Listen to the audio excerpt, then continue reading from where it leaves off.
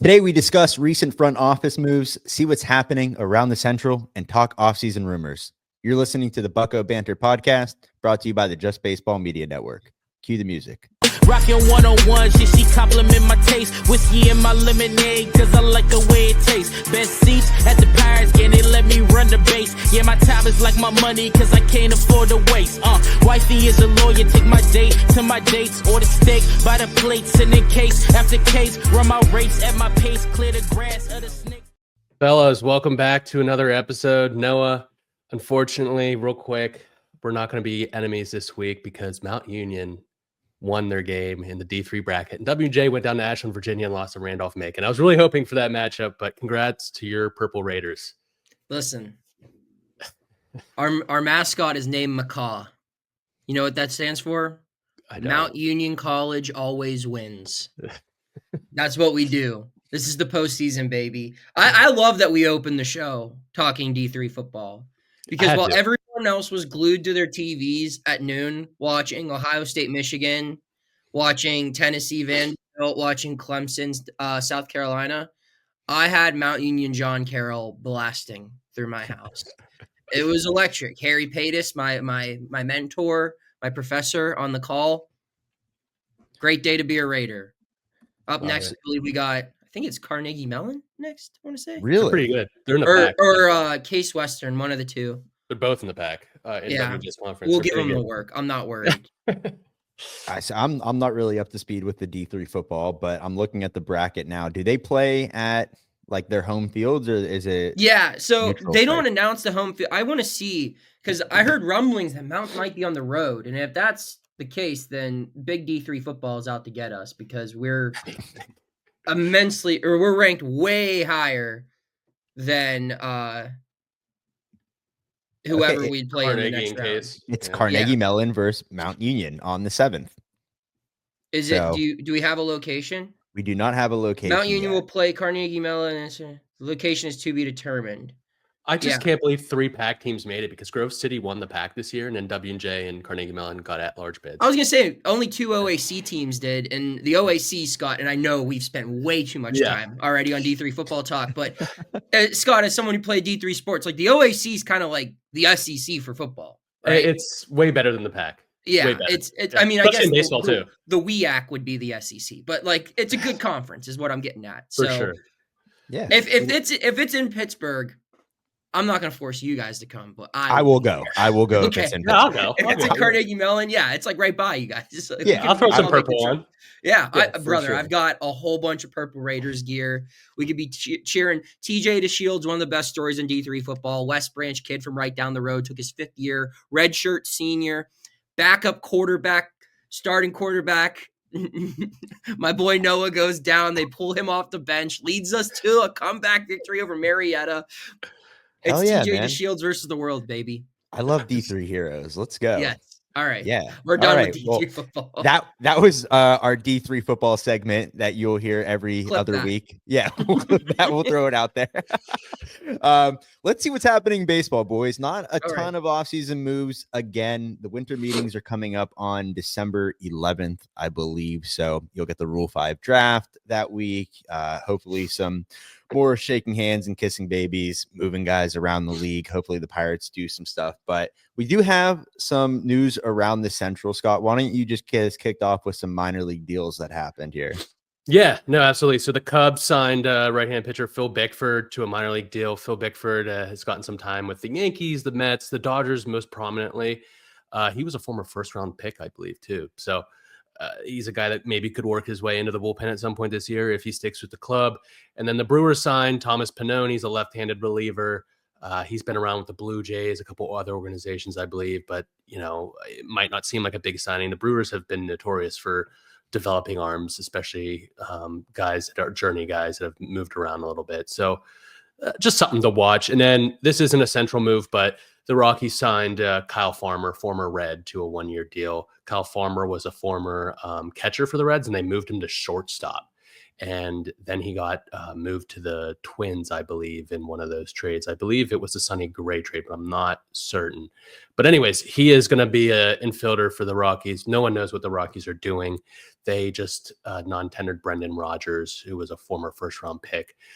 They've let guys go for nothing. They don't really have a plan, but that's the story of the Rockies.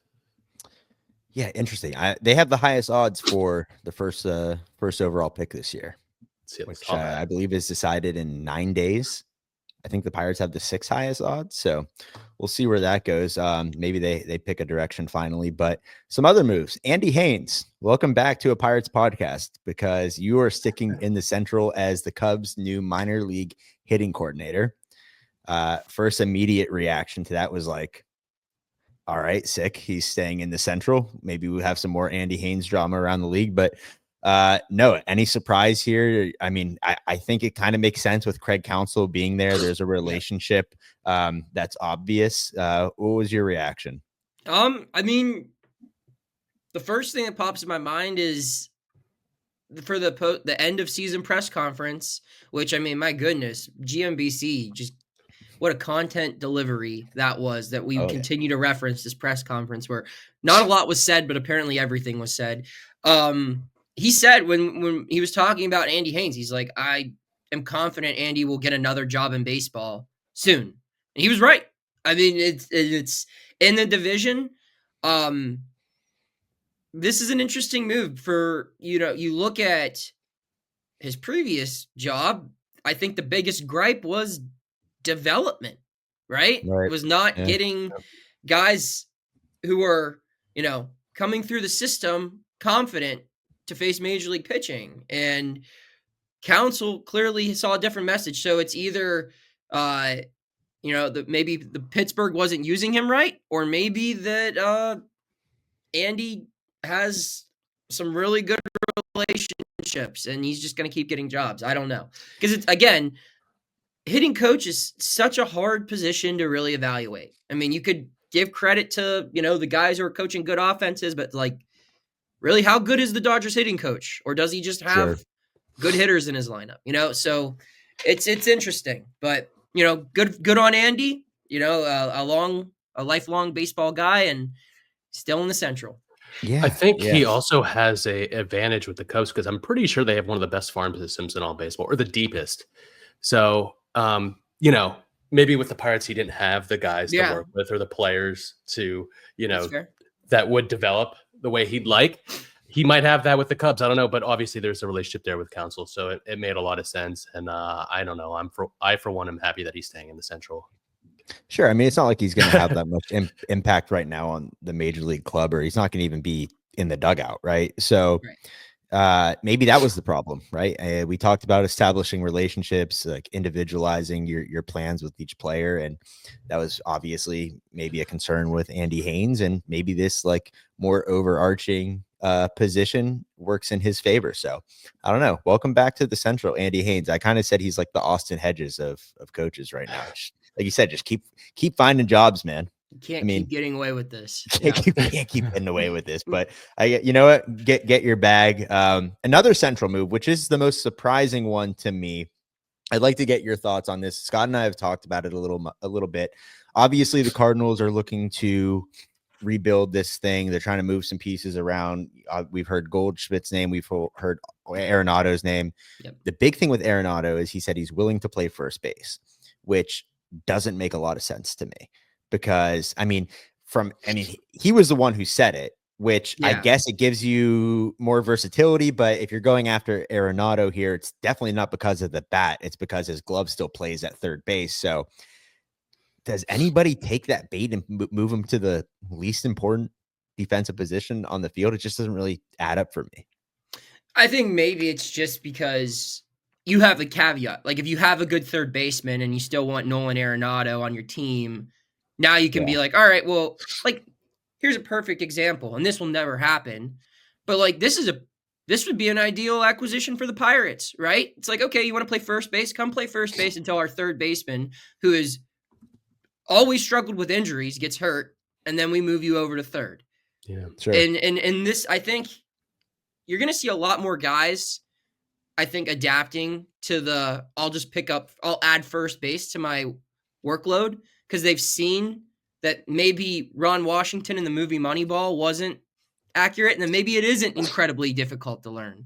And if you can just add that little element to your game, it makes you more valuable in today's era where how many true position players are on a team?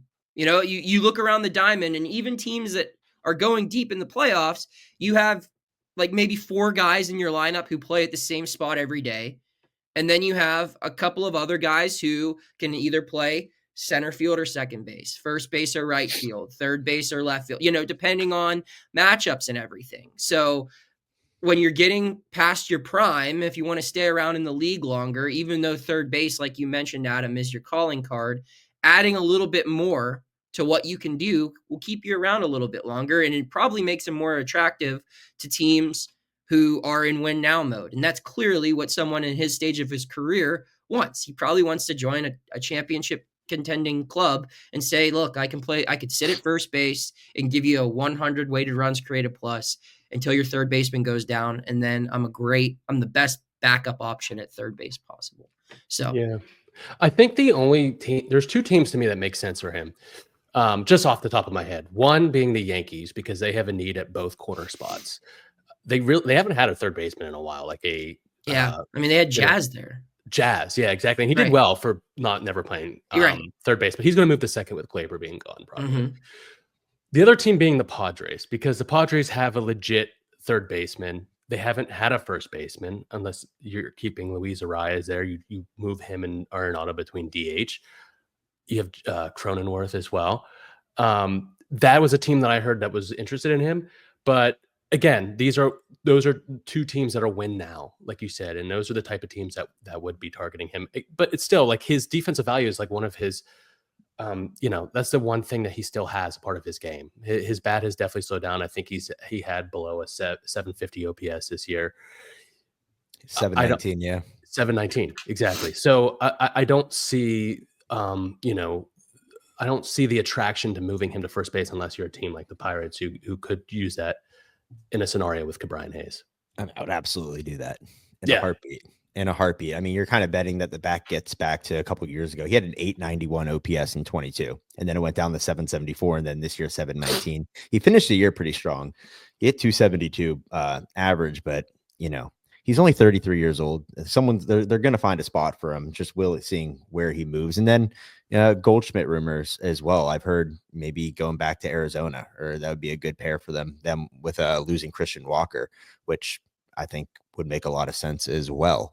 What do you think about that, Scott? Goldschmidt to the Diamondbacks makes a lot of sense. And I saw something like he'd get like a 1 year, maybe $10 to $12 million deal, probably more 12 million. Because he's still got a lot of value defensively, and he's actually pretty quick on the bases for a first baseman. Yeah, he's always had the base running abilities. So I think a team like the Diamondbacks absolutely takes a bet on him, or another team that like maybe the Yankees, if they miss out on Christian Walker, they need a first baseman. So yeah, Christian Walker it's gonna be a hot commodity. These lists make me so angry, but like the Bleacher Report free agency predictions that are just absolutely absurd had the Pirates like 4th or 5th in the Christian Walker runnings. Which, listen, I'll take 4th or 5th in that because we're the best team at finishing in second place for trades or it's like that meme of the guy like spraying himself with champagne at the bottom. It's like 4th place in the Christian Walker sweepstakes. Yeah, it's incredible. Yeah, we tried. We try. Okay. We tried. Or cue that clip of the Pirates front office cheering when they got the first overall pick a couple of years ago. So. Yeah, just high-fiving. Awesome. Well, other news around the Central, not much. All right. Tommy Edman, former Central guy, signed a deal with the Dodgers, $74 million deal, 5 years as a utility player, which is a huge contract for a utility guy. It's a bigger contract than the Pirates usually ever offer. Yeah. This is a utility guy. A lot of deferred money all the way to 2030, 25 million deferred over 10 years. I think they have over $1 billion deferred total. So how do they keep getting away with this? I respect that so much. As in, like, the Dodgers have basically been like, we'll handle it later. you know, and like that's what you do during the holiday season. Charge it to the game, as they say. Put it on the credit card. We'll pay it off. Sure, it's going to accumulate some interest, but who cares? That's later Dodgers problems. Yeah. You know, money's kind of fake if you think about it anyway. That's why they spend so much of it. And just crazy the way they're doing business. I mean, they're going to end up, I think, with like multiple. I mean, they're already in a scenario where they're going to have like Ohtani being like the next Bobby Bonilla, but some weird stuff's going to happen down the line. And I think that that's why no one else is doing this. But right now, why not? Why not? If you're a team that like everyone wants to play for because they know, hey, they're probably going to be in the NLCS at minimum regardless. And if I'm good, I can make them better and I can win a ring. You can do that. Yeah. Why not just take your money down the road? Who cares? Like, yeah.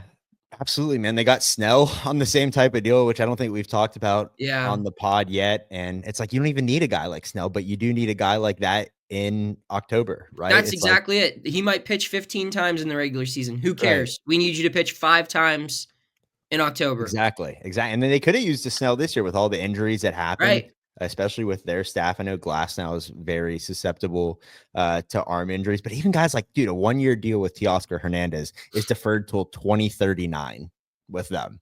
So it's just it's the model that they're using. Yeah. They're going to sell this team to someone who doesn't like baseball. He's going to get it. What the hell? Yeah. The guy that takes over in 2040 is going to be pissed off. Like, dude. I can't believe someone only sold me the Dodgers for this discount. Like, this is the deal. I mean, look. Well, apparently that's what happened to the Nationals. The Lerners were trying to sell that team for a while, and because of the deferred contracts they gave out to, I think it was Scherzer and maybe there was someone else, but it made them less attractive in the market when they were trying to sell the team. So the Dodgers have a similar stance of what I've been doing with my Macy's credit card for like the last 4 or 5 years.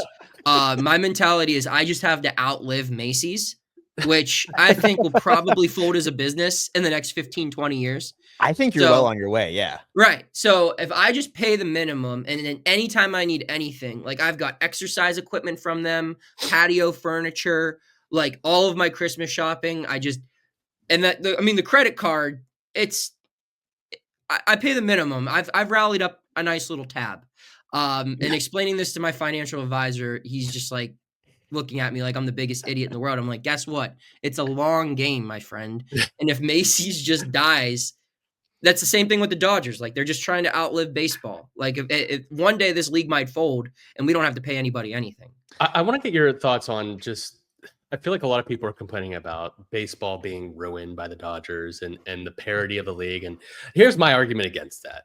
While the Dodgers are working with a different war chest, obviously, they're in a bigger market. A lot of owners have the ability to spend way more than they are, and they just are actively choosing not to. So I actually respect the Dodgers for, living in the present and wanting to win now and putting all their chips in for the now. While other organizations can do that, maybe the Pirates can't. The Pirates definitely can't spend at the rate that the Dodgers can. Okay, but they definitely can spend a lot more, and they want to win, and they have an owner who wants to win. I respect it, and I think a lot of other organizations can do this. So I don't know. I don't have that same argument around parity. I don't know what your thoughts are there. Yeah, the Dodgers have created their privilege. Like they've put themselves in a spot where they're able to do this. They've been consistent every year since 1959 or whenever they moved from Brooklyn, and they were even good back then. To the point where they developed a huge following. And they have people who want to buy their hats, show up to their games, and watch them on television. So they make a lot of money that way because they're always good and people like watching good baseball. And to the teams crying poor and saying, we can't compete with them. They have a bigger media deal. They're in a bigger market. They have more fans. They have more resources. Make your team better. Yeah. Make your team better. If you want to cry poor money to make money. If you want to cry poor because you don't have a great media deal, make people want to watch your product. Yeah. And that's not, and again, that'll never happen because the easier route in baseball right now is to just play it the safe route, shoot for par, lay up and make revenue. And every now and then you take a little bit of risk, but you're never going to be in a spot where you're at, where there's a chance where you're not going to meet your margins, right? You just take your calculated risk once every 3-4 years and you're fine. But if you really want to put yourself in a place like the Dodgers where you can have like just this loyal following and you can compete and make money like crazy, you have to try. You have to go outside the box. If these things that you continually point to as a hindrance, and it's not just the Pirates that I'm talking about, it's so many teams where, we don't have a great media deal. We don't have this. We don't have that. It's like, all right, well then spend things to make yourself a better brand. Because if there's one thing about this economy that is predictable is if eyeballs are on you, you're going to be worth a lot of money. Look no further than Jake Paul or Shador Sanders or literally anyone who can generate eyeballs makes more money than ever before. So make your product worth viewing, and then you will get the resources that will allow you to do business. Maybe not to the same scale of the Dodgers, but to operate in a similar way. So, yeah, good for them. They've earned the right to act like this because they've put themselves in that spot. And shame on the teams who haven't been as aggressive and are now crying because they don't get to play at the big kid sandbox. Yeah, 100%, man. Well said. The Pirates generated $309 million in revenue last year. Mm-hmm. The Dodgers $549 million in revenue. And that's because they won a World Series and they went out and they gave the best player, arguably in the history of the game, a massive contract that has probably paid back already, to be honest with you, when it comes to the merch sales and, the playoff tickets and just, eyeballs. Watching. That's what makes you money. When you pay Shohei Ohtani a lot of money, people are going to watch Shohei Ohtani. They're going to want to watch him on TV. They're going to want to watch him in your ballpark. Yep. Exactly. I mean, look what happened when the Dodgers showed up to the PNC this year on like a Wednesday. You get a sellout and you see Paul Skeens face Shohei Ohtani for 2 awesome at bats. And it's like, that's worth the price of admission already. And if the Pirates could just it seems simple, right? And it sucks that like the basic fan can understand this, but like the level of understanding at the higher level, it's like, yeah, we get it, but like, we're not going to mess up our profit margin. So it's like, you can argue all you want, but like, we're bringing in 60 million, we're netting 60 million a year. So it's like, I don't care what happens with the team if that's going in my pocket. And that's like where you have to start the conversation is like what needs to change. And it's a lot deeper than, we'll probably ever get on this podcast, but it sucks. But I agree. The Dodgers they're doing it the right way. They're trying, they're maybe one of like 3 teams that are actually trying to win.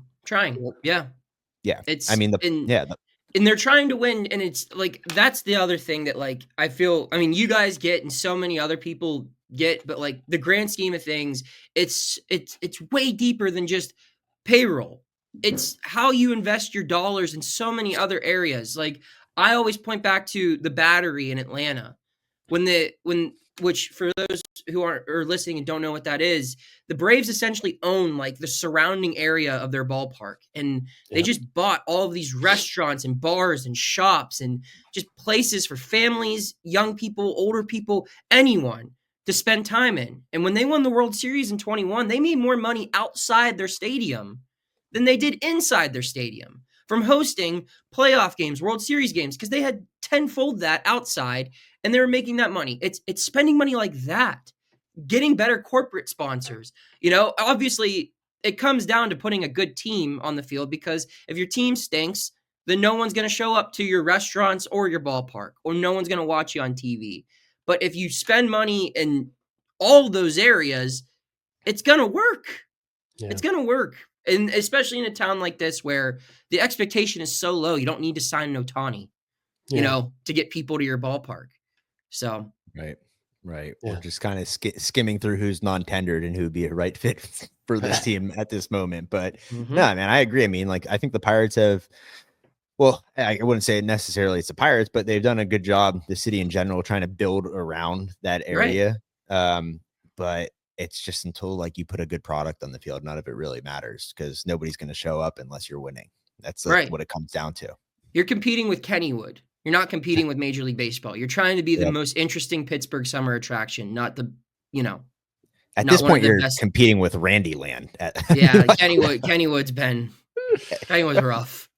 Yeah, I mean, I would say like, yeah, the Braves are a great example. I think the Padres are another one where I think they're technically considered a small market team, but not, not really. But they constantly are trying to make moves to win that year. They're never trying to push off anything to the future. There's never like, okay, we have a 20-30 window. This is like when our prospects are coming up. It's like, no, we're going to do what it takes to win it now, even if it means trading our best prospect away.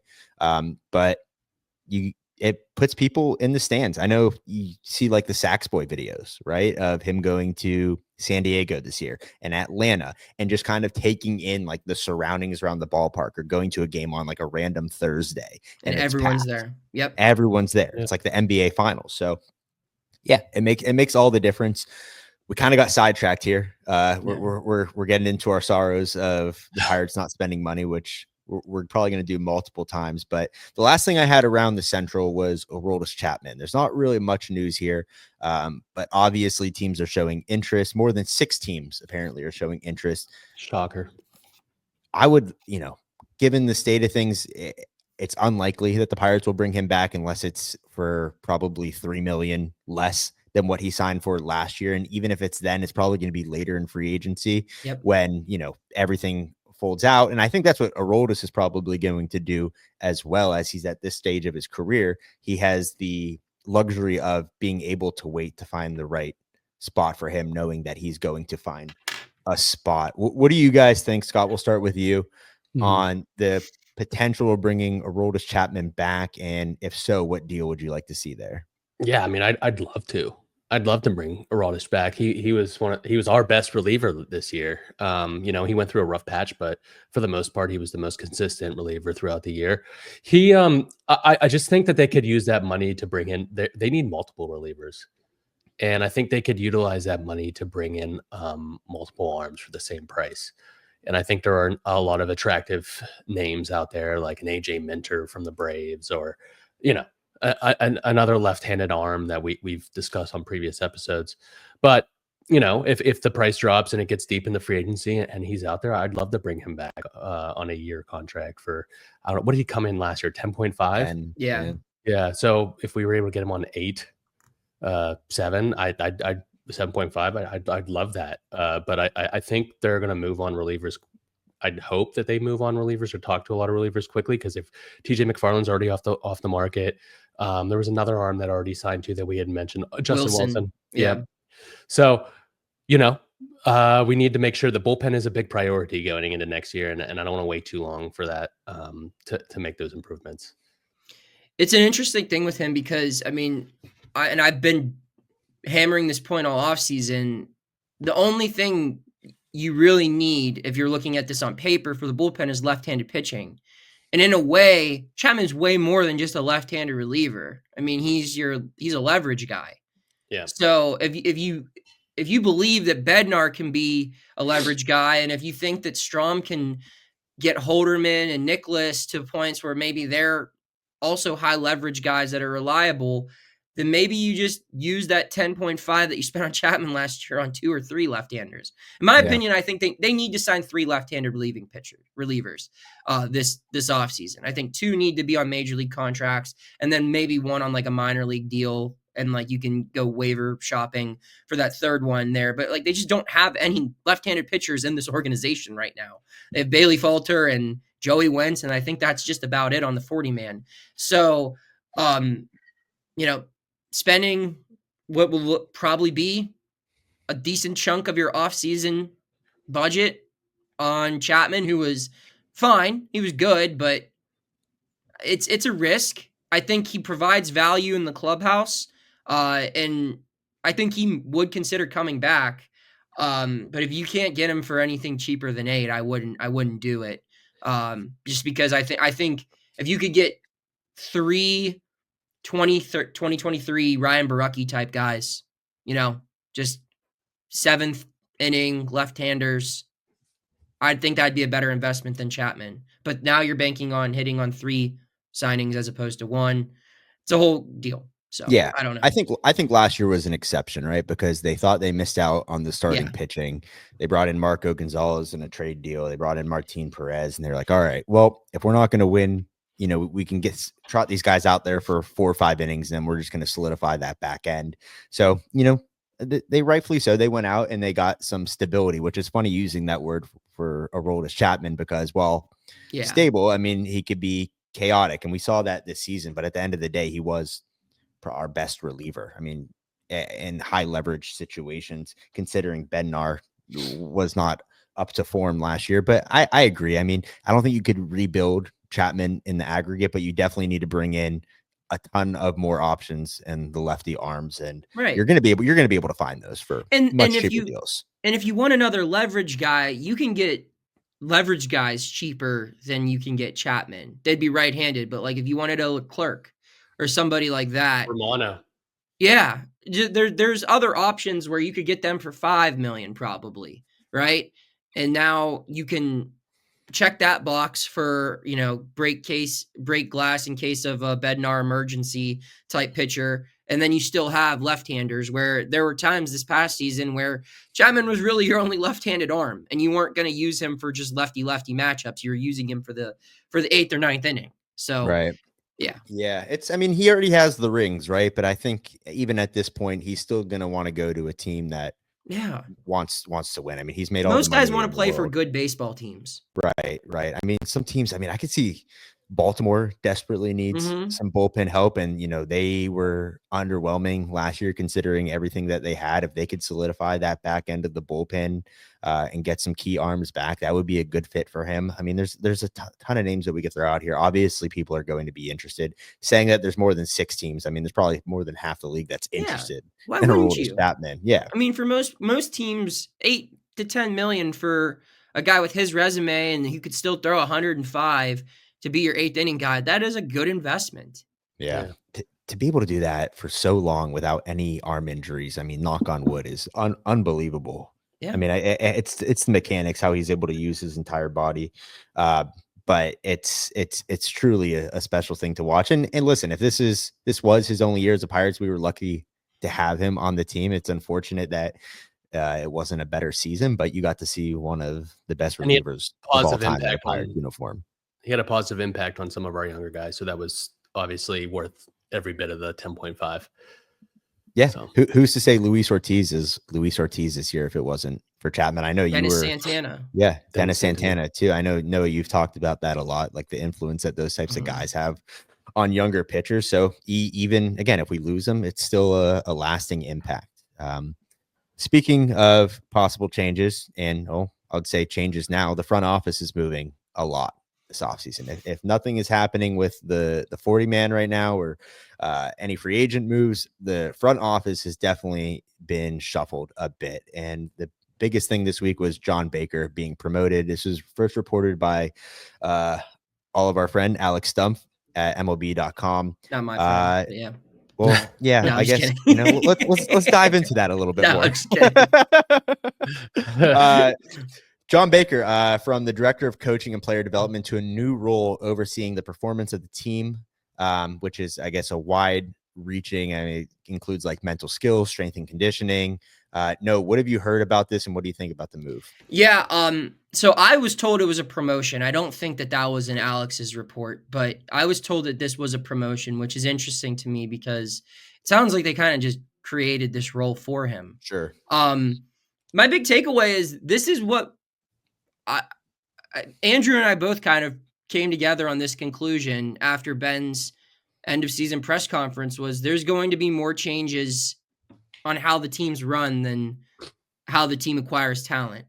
And I mean, if you look around, like they entered the offseason with 3 management roles in their baseball ops team. To my knowledge, only 2 of those have been filled right now. Quan and the guy who came over from Cleveland. I don't have his name. Tenenbaum, yeah. Yep. They're still looking to fill the one who was filled. It was what's his name?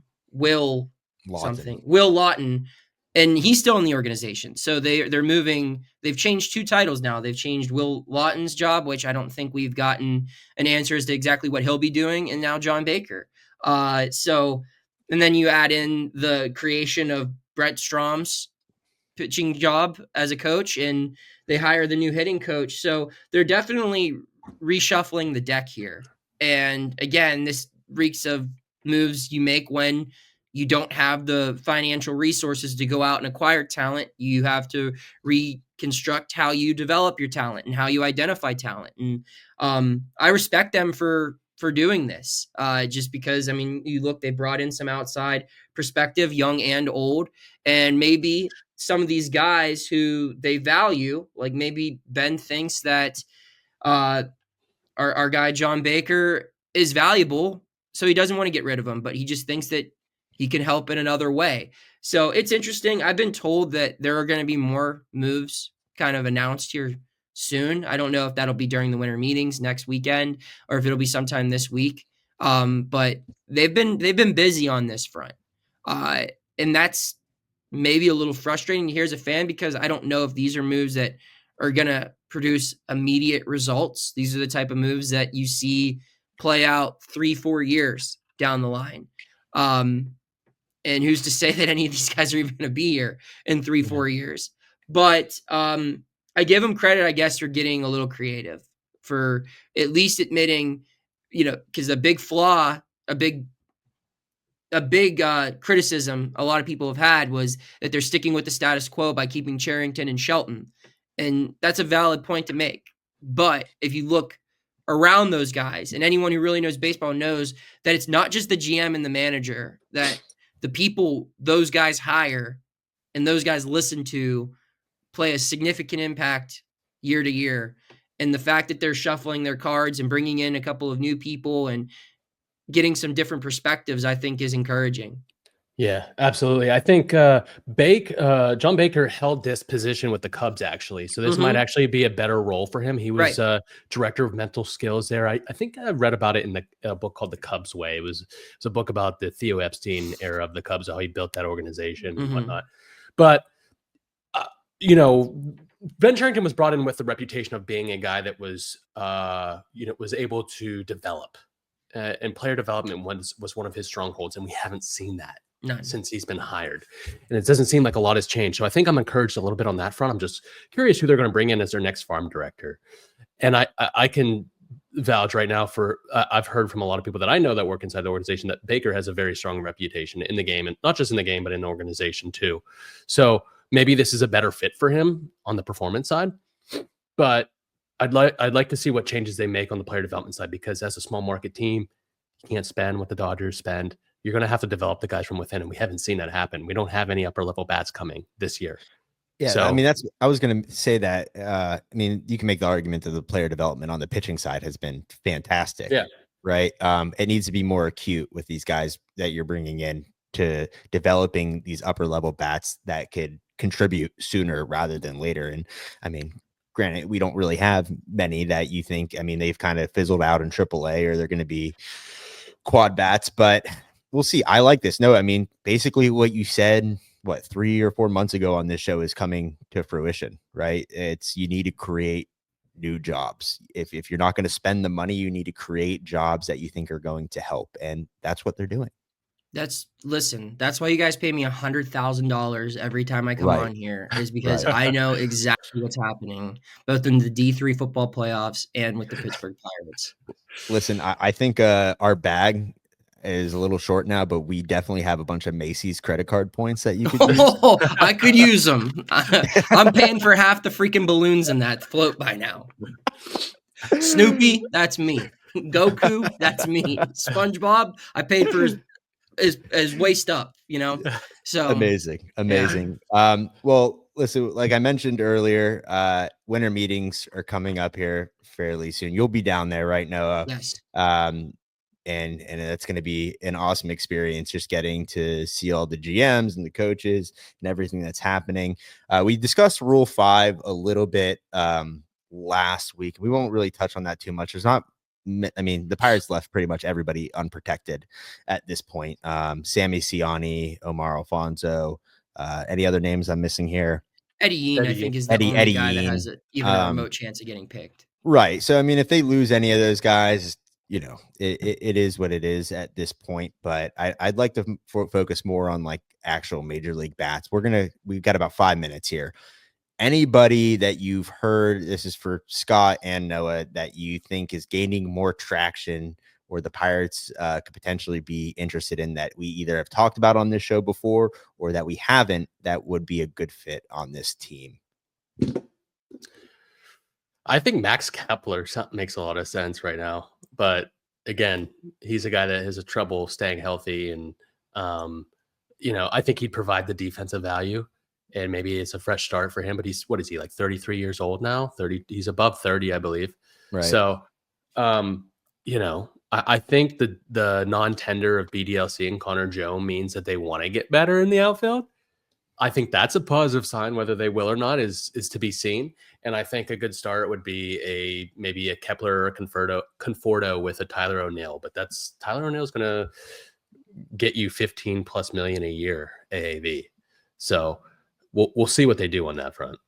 I just keep looking into the Tampa Bay Rays window because I know that they're going to be looking to cut money because of their stadium situation. The Yankees minor league field, their spring training facility is the highest paid player on Tampa Bay's payroll right now. So they're going to be looking to get rid of guys. And I mean, I know Yandy is the name that always gets thrown out because of the previous connection, but there are other guys on that team too. I mean, and it doesn't have to necessarily be bats. You could poach guys from that bullpen who are making probably a little bit more than Tampa Bay would be happy to pay a reliever. And I don't even know how willing they're going to be to compete this season. When you think about like what's the incentive of going for it when you can't even bring money into your own ballpark, bring money into your own city, really? I mean, I guess it's still the same city, but it's not, how you draw it up. So if they're going to punt on a year, when Tampa Bay punts, they send that sucker way past the end zone, so that's the window I'm looking in around the holiday season. I'm looking at who are guys that they could easily part ways with because of cash and could make a difference here. So that's my big take right now. Yeah. I was excited that they actually did the moves that we wanted them to do with the BDLC and Connor Joe, because as Pirates fans or just covering a team, that's generally not the case, right? They're generally going to keep guys that are just going to have years of control. They're going to see if they can develop, but I think it is a sign that they want to get better. I hate using that word because it's thrown around so often in the context of the Pirates. Like, we want to get better. We're getting better, but I think it's actually like, that's the goal right now. I think you could actually kind of buy into that, hey, we are trying to make moves within our, capability as an organization to improve this team for next year in the quote unquote window that we have. So I think that's a start. It's a small start, but yeah, I agree. I like Yandy Diaz. Kepler was a name I had on my list. My only qualm with him is you might be in another platoon situation because he's atrocious versus lefties. But again, I mean, he still had a positive WAR last year. A little bit under the league average in WRC plus, but better than what the Pirates trotted out there on most days. So we'll see. To touch on they want to get better. They succeeded at taking the first step. They admitted they were wrong, and they made the moves we didn't expect them to. But now they got to succeed taking the second step, and that's to be seen here in the coming weeks in the winter meetings. Throughout the offseason. Are they going to improve that outfield? They've got to make Pittsburgh. They've got to sell Pittsburgh to free agents, or they got to make the proper trade to improve this team, and that's to be seen. You've got to buy. You're not selling Pittsburgh. I'm gonna buy you. That's how it works. That's just how it's got to be. And it's either I'm buying you from another team or I'm buying your services upon a contract that we agree to.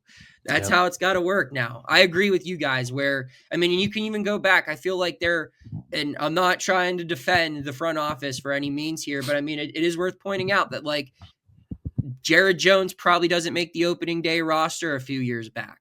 But now I feel like if you are so good or so bad to where you leave them no other choice, they will make the proper decision more often than not, especially when it's with a young player. They're I think willing to admit that, if it's a 1-year guy, they're always going to give him that extra leash, your Rowdies or whoever, because they're going to try to get some type of return on investment. But if it's with a young guy and if you got it or you ain't got it, They'll DFA you like they DFA'd Rowe, or they'll non-tender you like they non-tendered Brian De La Cruz, or they'll call you up to the big leagues well before, Super 2 or anything that's financially beneficial to them, like they did with Jones and Skeens. Those are all good signs, but like you guys said, trying is just the first step forward. You need to try more and you need to succeed a little bit. So it'll be interesting. Try more. Love it. Put it on a shirt. Try more. All right, guys. Great episode. We got some Steelers football to get to in about 10 minutes here. Yeah. Throw out the record books right now. These two teams don't like each other. Well, when you're listening to this episode, we'll either have something in the W column or the L. Hopefully it's the former. But before we get off of here, Scott, we have a new partnership with the Closet Cards and Consignment on Twitter. They sent us a bunch of awesome Pirates autograph cards, numbered cards, relic cards that we're going to be giving away over the next couple of weeks on Twitter. All you have to do is go follow the Closet Cards and Consignment on X or Twitter and our page, and then repost it whenever we put the card out there, and you have a chance to win a really awesome Pirates card. And then we'll continue to give out our old Pirates cards. If not, go follow us on Blue Sky, X, Instagram, TikTok, YouTube. Subscribe, leave a comment, let us know what you want to talk about, and we'll do a mailbag episode coming up here soon. Noah, as always, we appreciate you for joining us, and until next time, raise it. Rockin' 101, she compliment my taste. Whiskey in my lemonade, cause I like the way it tastes. Best seats at the Pirates game, they let me run the base. Yeah, my time is like my money, cause I can't afford to waste. Wifey is a lawyer, take my date to my dates, or the steak by the plates. And